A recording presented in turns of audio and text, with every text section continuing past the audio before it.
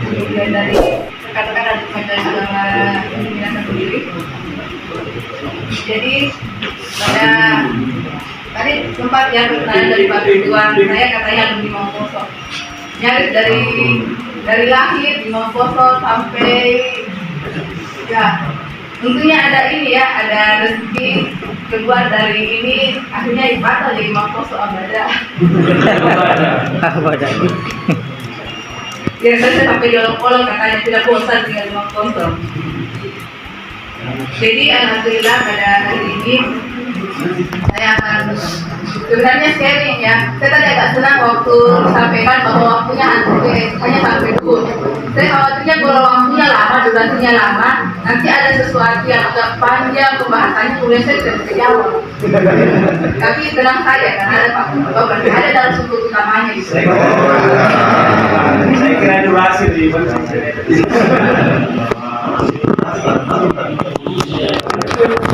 durasinya penting Pak ya, kualitasnya yang paling penting. Ya, betul.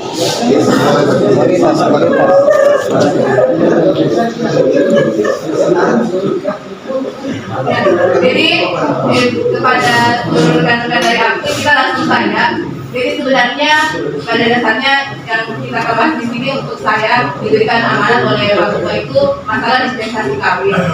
Nah, masalah dispensasi kawin ini namanya saja dispensasi. Dispensasi itu berarti keluar dari koridor yang semestinya.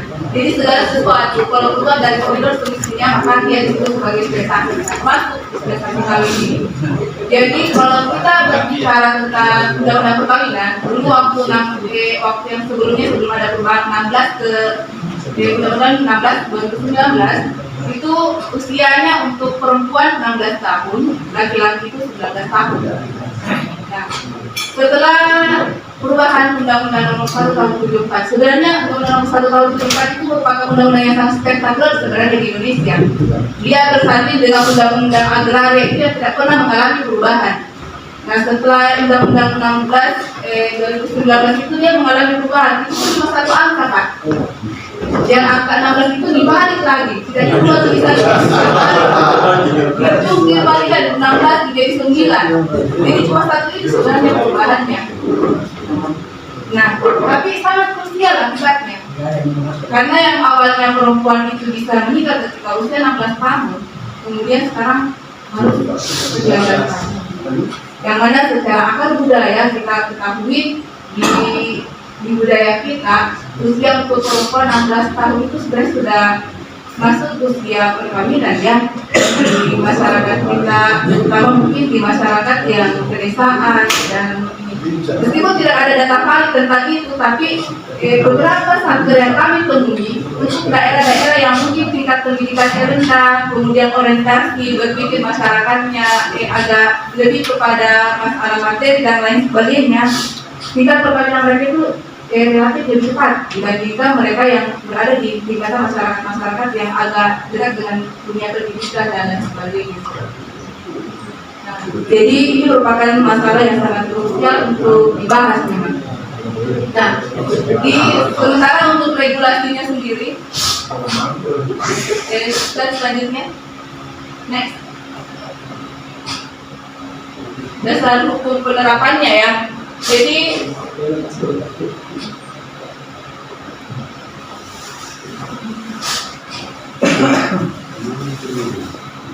Nomor 1 tahun 2004 yang tadi disampaikan bahwa berubah menjadi 16 2019 di pasal 7 itu, dan dia yang bagian yang paling ini yaitu di huruf B-nya dalam hal terjadi penyimpangan terhadap ketentuan umum sebagaimana dimaksud pada ayat 1, orang tua pihak pria dan atau orang tua pihak wanita dapat meminta dispensasi kepada pengadilan dengan alasan sangat mendesak selesai bukti dari hukum yang sebelumnya. Jadi kalau ditanyakan kenapa bisa ada dispensasi, kenapa bisa karena memang undang-undang lah yang memfasilitasi itu. Pasti ada pertanyaan seperti ini. Kami kadang-kadang itu bertanya pengadilan. Kalau menolak, dia pergi memberikan izin. Nah, jawabannya karena ada undang-undang ini. Seandainya pasal ini tidak ada, maka itu tidak akan terjadi. Pengadilan akan tutup mata. Tapi karena diberi kewenangan berdasarkan undang-undang ini, pasal 7 yang B itu, maka ada perkara dispensasi kawin itu. Makanya tidak boleh lagi ada pertanyaan dan atau pernyataan yang menyatakan bahwa saya kalau menolak pengadilan yang memberi izin. Jadi bukan pengadilan sebenarnya yang memberi izin, tapi negara yang memberikan fasilitas untuk itu. Negara tahu bahwasanya kita ini kan mayoritas Islam, Pak. Kita Islam itu perkawinan menghalalkan hubungan laki-laki dengan perempuan itu sesuatu yang sangat sakral dan itu harus harus diberikan sendiri karena begitu krusialnya perkara dispensasi kawin itu setelah keluarnya Undang-Undang Nomor 16 2019 itu Mahkamah Agung langsung mengeluarkan ini Peraturan Mahkamah Agung Nomor 5 Tahun 2019 tentang pedoman mengadili dispensasi kawin. Jadi tujuannya itu supaya ada keseragaman pemeriksaan perkara dispensasi kawin baik di peradilan umum maupun di peradilan agama. Jadi ini disampaikan peradilan umum maupun peradilan agama. Siapa tahu kita bilang di peradilan agama jadi perkara dispensasi kawin, tidak. Kalau misalnya di agama lain, kalau mereka mau mengadakan perkawinan di bawah usia 19 tahun juga, maka mereka juga harus memperoleh dispensasi kawin juga. Cuma bedanya dia di peradilan umum.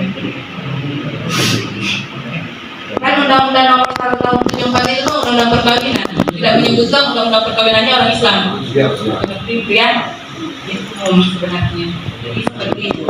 Jadi karena sangat pentingnya hal ini dan bersifat darurat dan juga ini menjadi sorotan publik sebenarnya, Pak. Kenapa usia itu naik dari 16 menjadi 19? Itu banyak di situ unsur ini ya, dari Komnas Anak, Perlindungan Anak, yang wanita ya, perempuan, hak-hak perempuan dan lain sebagainya, itu banyak sekali jadi sorotan sebenarnya. Makanya keluarlah perma ini dan perma ini mengatur sebenarnya kita mau menetapkan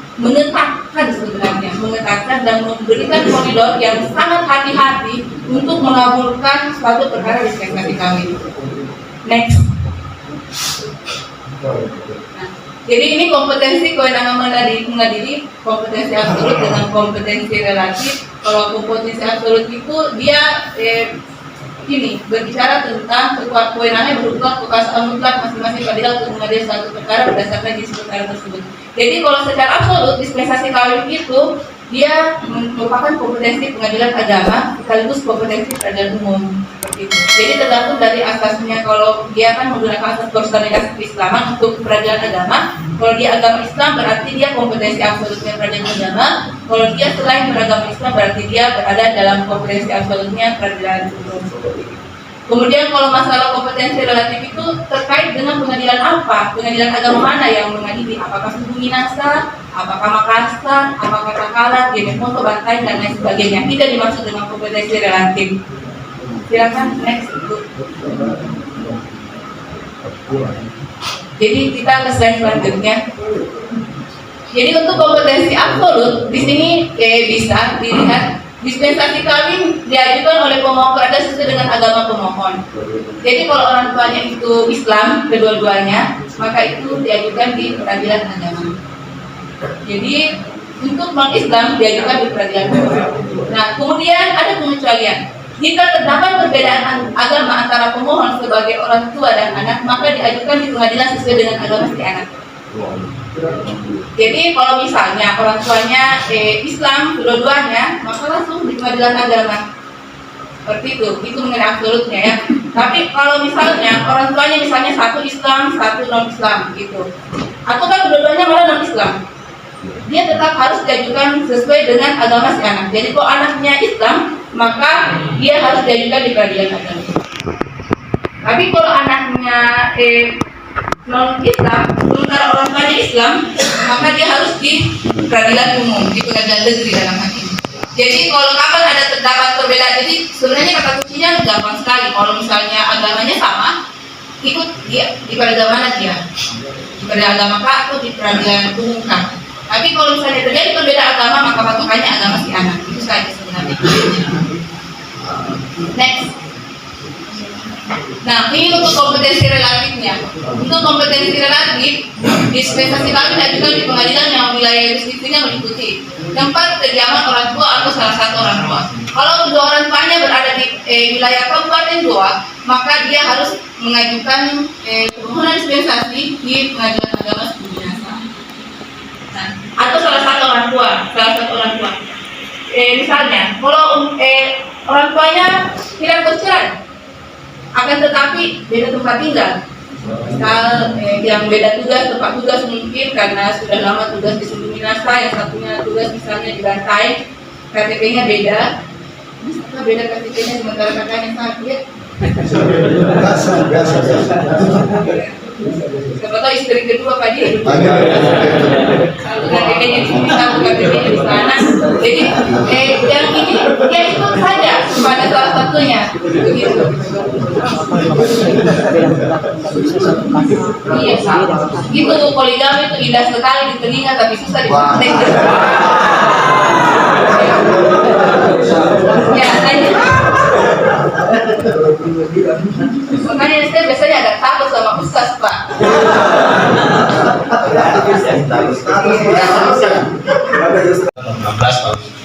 2019. Ya kami tanyakan Ibu Wakil Ketua bahwa kalau misalnya seorang anak perempuan pada saat belum terbitnya Undang-Undang Nomor 16 Tahun 2019, dia bersangkutan ini menikah di umur 16 tahun. Artinya Undang-Undang Nomor 1 Tahun 17 masih berlaku. Ya, tidak mengenai tentang pasal dispensasi. Tetapi sejak muncul, misalnya dia menikah di tahun 2017, Undang-Undang Nomor 16 Tahun 2019 itu berlaku di bulan Juli, Pak. Bulan Juli tahun 2019. Yang bersangkutan bercerai, sedangkan umurnya ini masih di bawah 19 tahun, misalnya masih 18 tahun. Sedangkan di frasa pasal tersebut tidak menggunakan bahwa yang bersangkutan sudah menikah atau belum menikah. Ya, tapi di situ pasal 7 ayat 1 menerangkan bahwa yang bersangkutan bisa menikah kalau umurnya 19 tahun. Di bawah 19 tahun itu harus melalui proses sidang dispensasi ini. Seperti itu yang pertama. Itu. Jadi pertanyaannya, apakah yang bersangkutan harus melalui proses sidang dispensasi nikah lagi kalau bersangkutan ingin menikah? Ya, seperti itu. Karena ini masih di bawah umur, masih di bawah umur 19 tahun, dan umurnya saat itu masih umur 18 tahun, sehingga kena pasal di pasal 7 ayat 1 dengan undang-undang yang perubahan tersebut. Iya, seperti itu. Kira-kira apakah yang bersangkutan ini harus melalui proses sidang dispensasi nikah? Apa hubungannya dengan peraturan Mahkamah Agung? Ada nggak yang berhubungan dengan yang menyatakan bahwa yang bersangkutan itu memang bisa melakukan proses pernikahan tanpa melalui proses sidang dispensasi nikah di Pengadilan Agama? Itu yang pertama. Yang kedua mungkin yang ingin kami ditanyakan yaitu mungkin setiap narasumber paling pertama profilnya. Nah, kalau untuk profilnya Ibu Wakil Ketua belum disebutkan, Pak. Jika mungkin perlu disebutkan juga nama lengkapnya, alamat di mana dan juga mungkin statusnya. Sehingga kita juga perlu tahu seperti itu mungkin. Ya, mungkin ini Pak. Tapi kan Pak Ketua itu saksi persidangan, bukan saksi perkawinan. Kalau saksi persidangan itu artinya dia hadir ketika itu dan dia yang sempat hadir di persidangan untuk memberikan kesaksiannya bahwa betul ini menikah, betul ini penghulunya, betul ini saksi nikahnya. Nah, tapi kalau untuk saksi nikah yang kita mau ambil, kita ambil di pos kitanya. Ada itu yang surat gugatannya yang kalau pas duduk perkara ada kata-kata duduk perkara di situ ada angka 1, 2, 3 bahwa umpamanya pemohon 1 dan pemohon 2 telah menikah di ini dengan wali ini dengan saksi nikah ini itu yang kita pakai. Nah, jadi mungkin jadi kami perlu merasa penuh dengan mereka ini. Jadi yang kita ambil itu karena yang untuk yang saksi yang kata saksi 1, saksi 2 yang disebut dari Pak itu cuma saksi persidangan. Jadi kalau kita mau ambil yang nama yang tadi, kita butuhkan nama yang tadi, kita ambil di pos kita yang tadi yang di bawah di duduk perkara itu. Nah, jadi biasanya mungkin di angka 1 atau di angka 2 ya, kalau biasanya. Insya Allah kemudian sudah bercerai lagi, Pak. Menikah lagi tidak cukup mau menikah lagi, masih bulan di umur lagi. Tapi ketika dia bercerai di pengadilan kan, tidak ada masalah, Pak. Kalau menurut kami, berarti batasnya kan yang tidak dibolehkan di sidang perkawinan anak. Sementara kalau sudah menikah dia bukan anak lagi. Kalau dia sudah menikah secara hukum, berarti dia punya status masalah kalau dia di bawah kalau dia sudah menikah. Jadi ketika regulasinya tahun 2019, dia menikah misalnya ketika usia 16 tahun, kemudian dia bercerai usia 17 tahun, kemudian berlaku undang-undang ini, maka dia sudah tidak termasuk dalam kategori anak. Karena negara sudah memberikan fasilitas ke dia.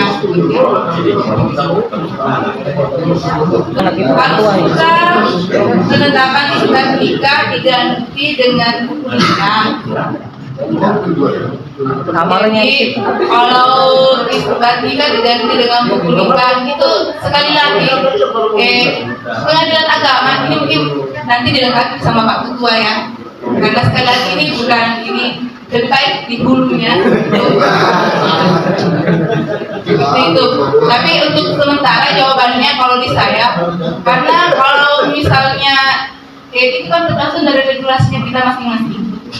Karena setiap instansi, setiap lembaga itu mempunyai regulasinya tersendiri. Jadi kalau regulasinya kami pengadilan agama, ketika ada yang mendaftarkan perkara begitu, kita dalam kewenangan kami tidak lanjuti dengan sesuai dengan tupoksinya kami. Batas kewenangan kami, dan batas kewenangan kami adalah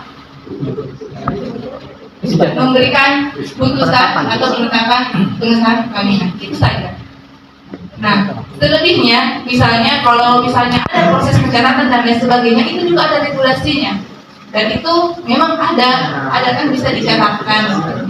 Dan itu kan regulasinya di instansi, semuanya di Kementerian Agama seperti itu. Jadi sekali lagi tergantung regulasi. Seperti itu. Sekiranya ada regulasi menyampaikan bahwa dengan itu cukup, ya kita selesaikan sampai di situ. Artinya produknya kami sampai di situ, akan diapakan ke belakangnya, ke usahanya, dan itu akan disambung lagi dengan regulasi berikutnya. Nah, kemudian tadi kan isbat sudah ada 3 warganya Pak ya. Nah, sudah ada pernah menikah 2 tahun, kurang lebih 2 tahun sudah menikah. Istri suami nanti ada akad cerainya, nikah siri dengan perempuan. Ya. Ada anaknya, sudah 2 tahun menikah. Kemudian dia bercerai dari istri yang sebelumnya. Ya, akad cerainya. Istri yang sebelumnya itu nanti diceraikan di tahun 2022 misalnya. Nah, jadi kami terikat sama surat dalam Mahkamah Agung, Pak. Kami ada sema, isbat poligami tidak dibolehkan. Jadi perkara itu harus dinyatakan tolak Pak ya. Tidak diterima ya. Iya, tidak diterima. Seperti itu Pak. Jadi memang tidak ada. Jadi yang namanya izin poligami itu harus izin itu baru poligami. Bukan poligami itu izin. Jadi kan batasan dan perlindungan sebenarnya Pak. Jadi intinya segala sesuatu yang ditetapkan oleh negara sebenarnya itu ada unsur perlindungan di dalamnya terhadap hak-hak orang yang ada di sekitarnya. Karena negara itu tidak pernah melihat satu orang yang diuntungkan. Dia harus melihat secara komprehensif, semuanya harus diuntungkan. Jadi si suami, si istri pertama, si istri kedua, dengan termasuk dengan anak-anak keturunannya. Karena yang kita lihat mungkin cuma enaknya poligami. Kita lakukan masalah begini. Enaknya poligami itu artinya dalam tanda ketik ya. Nah, ketika dia sudah merambah ke hal lain seperti semacam kewajiban, hak dan kewajiban, kemudian nanti belum lagi hak-hak keperdataan lainnya, itu akan menimbulkan masalah yang jauh lebih kompleks dibandingkan yang ada di pikiran kita ketika kita melakukan poligami. Jadi itu yang mau dilindungi oleh negara sebenarnya. Itu yang mau dilindungi oleh negara. Jadi setiap orang mempunyai batasan hak dan kewajiban yang sama yang harus dilindungi oleh negara, dan itu harus diusahakan berimbang. Hak dan kewajiban istri kedua di sini.